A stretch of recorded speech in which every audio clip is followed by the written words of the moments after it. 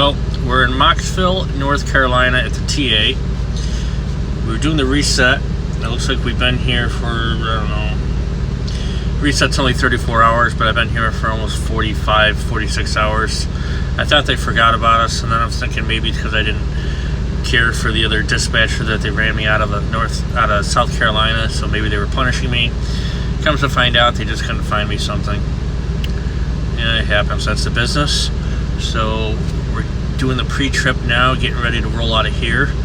I'm going to go south about 30 miles, fuel at a Love's truck stop. About another 10 miles after that, I'm going to pick up a load of coffee beans. And then I'm taking that straight north 525, 530 miles, somewhere around there, to a McLean's in Pennsylvania. Normally, I would dread going north. I've seen north. Spent my life in the north. Spent the most of my career in the north. Spent the last some teen jobs in the north. But it's so hot down here that when you step out the door, it's like a punch in the face. And I think it's only like 90 degrees, and it's September. It's also September 11th, the day we remember where we were during the World Trade Center attack. I was driving a school bus part-time while I was working my regular driving job. If my company is watching, yes, my regular driving job knew I was part-time driver. It was on the books and it was legal. And I was at I had already dropped the kids off in the morning. I was at my father's work. And we were sitting around talking. We heard something, all this commotion on the radio.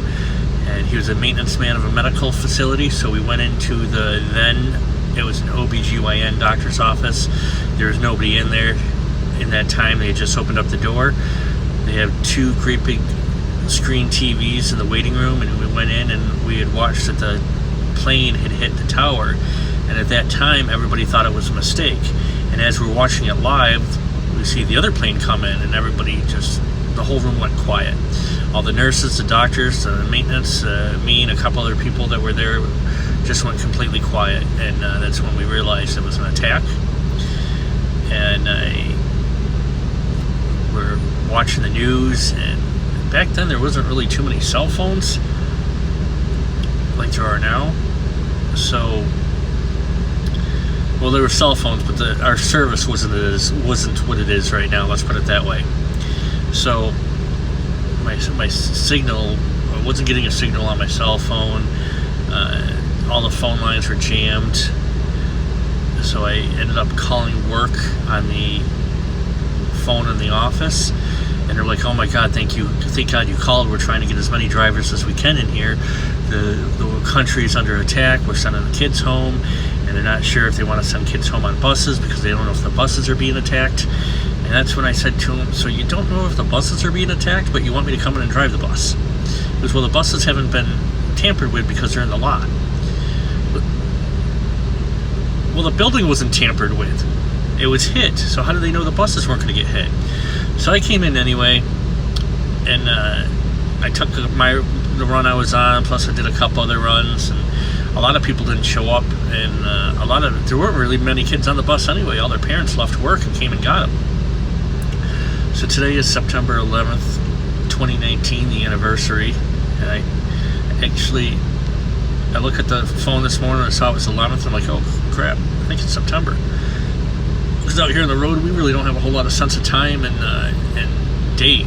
Really, from one day to the next, I'm really not sure what day it is or what time it is. And that's partially because I don't look at a clock all day. I don't punch a clock when I leave.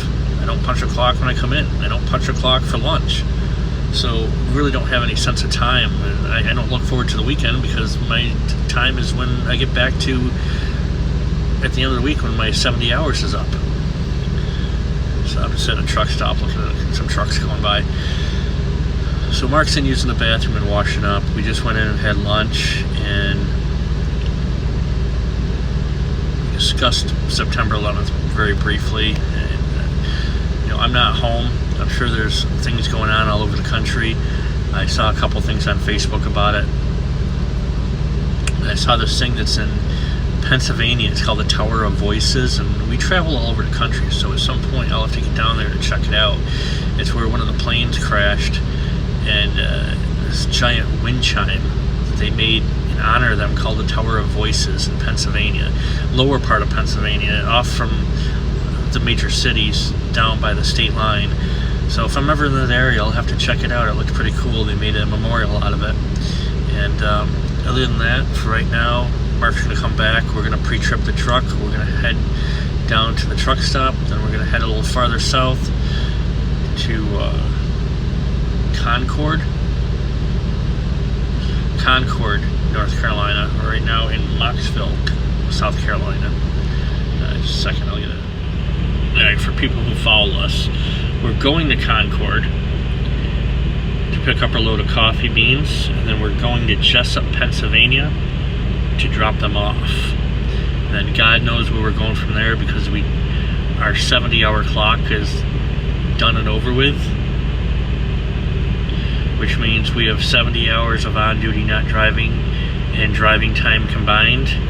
So at the end of the 70 hours, which is probably going to be 5 days, 6 days, probably 6 days, we'll head back home to park the truck at Waterloo in New York, and we'll be home for, since we stayed out for 2 weeks, we'll try to get 3 days off, probably 3 to 4, probably going to be more like 2.5, but we'll try to get about 3 days off. And then Mark's going to do taxes, and I'm coming back out by myself, which sucks because I have nobody to talk to, and we got to get the taxes done. And yes, I'm talking about last year's taxes. We took an extension, and then we didn't really do anything about it. So my accountant is real happy. But that's about it for now. That's the update. We just came back on the clock. We had lunch. We slept all day. I kind of want to go back to sleep now, but I got to run. I should have kept my mouth shut when I texted my dispatcher and said, "What's going on? Why am I still sitting here?" Because he found me a load, and now I got to go to work.